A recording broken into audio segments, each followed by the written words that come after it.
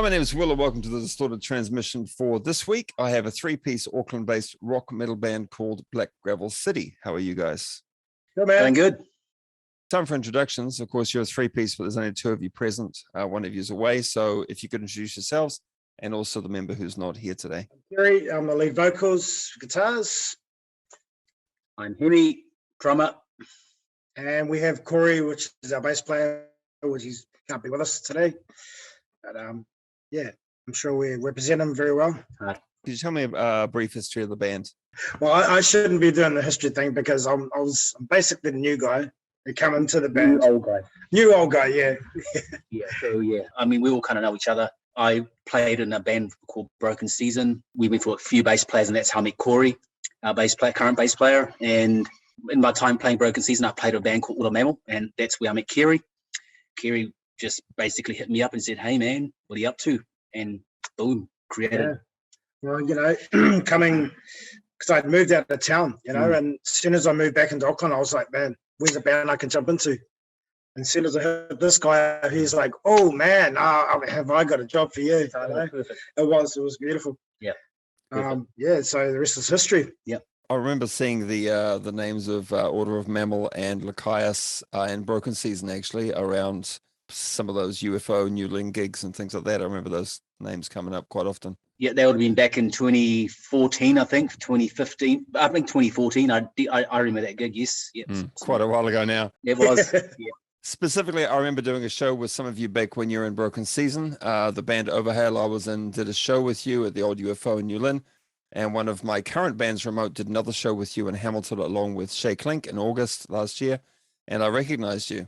I then suggested an interview with you as you had just released a single in June that I thought was pretty solid and worth some publicity. So let's talk about the single Internal Fix. Where did you record the track? We recorded the track at Zoran's studios. I don't know if you want to elaborate on. Yeah, we recorded it. Man, it was a hard slag, couple of days hard slag for me, you know, doing the vocals and the guitaring. So, you know, full day of guitars for me and then another full day of vocals because this guy did his MIDI, you know, basic stuff. Already pre-done it, so we were good to go. Yeah. But I really enjoyed it, and I was open for his constructive criticism, and it really showed on the recording. You know, yeah, it was good. I really enjoyed it. Will you be releasing any more music or stuff this year? Did you actually record more than one track at the time, or was it just one? Just the one track for now. We definitely most likely are going to be recording more tracks. Obviously, COVID's thrown a spanner and everything, so we're just trying to sort of tippy-toe around things, but we are definitely in the process of hitting up Zoran soon to actually get some more recordings done. We've got a whole bunch of material ready to just, you know, get out there and, you know, just really and start gigging and just and we've got a lot of material, so we just can't wait to get back in the studio, Zoran. Just can't wait. Yeah, and saying that, we're in the process of finding another member too, so. Yeah. So that'll probably might put a spin in the works with the recording too, you know. So are you looking for a second guitarist or something like that? Yeah, we are. Guitarist or a bass player, but yeah. So if you get a bass player, will Corey play guitar or what's? Yes, Corey will jump on guitar. Yep. I think I did mention that to you. Always I have unwarranted advice for other bands and other musicians. I quite often walk up unashamedly and go, man, that was a really good set, but you know, if you had a second guitarist, it'd sound way fuller or whatever. Yeah. And sometimes people appreciate it. Sometimes people don't appreciate it. But I was glad you did. Most definitely, man. We definitely agree on that because I think, like say, it'll just fill up the whole sound. It'll probably give me a bit more room to sing too. You know what I mean? Yeah, for sure. We definitely need another guitarist because it is like he was saying. It's with Internal Fix and a lot of the new songs we've got lined up.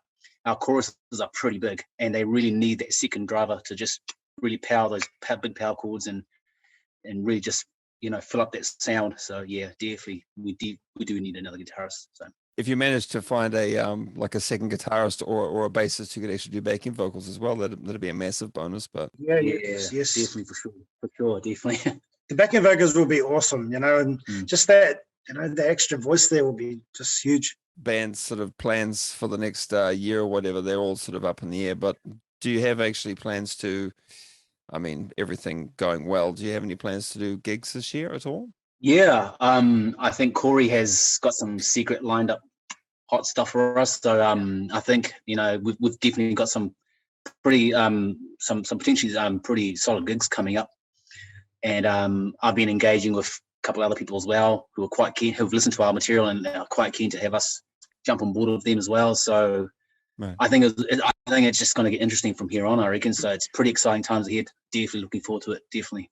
With only one sort of single under your belt and your band is relatively new, there's not a lot more to talk about, especially with the COVID issues putting a spanner in the works for any stuff that was coming up in the near future. So let's wrap the interview up. But is there anything more that you'd like to add at the end of the interview? Did I say interview?